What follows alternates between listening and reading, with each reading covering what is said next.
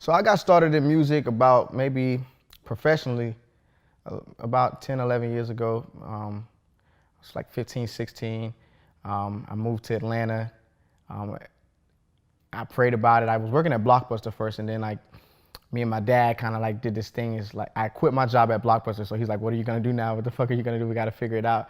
And I was like, I'm really spiritual. I come from a religious background, so I said, "Let's do a fast." Like we did a 3-day fast. We didn't eat for 3 days, and at the end of those 3 days, nothing happened, and I was like, "Oh shit!" Like, and then at the end of the night, I said another prayer, like, "Jesus, don't let me down. I quit my job."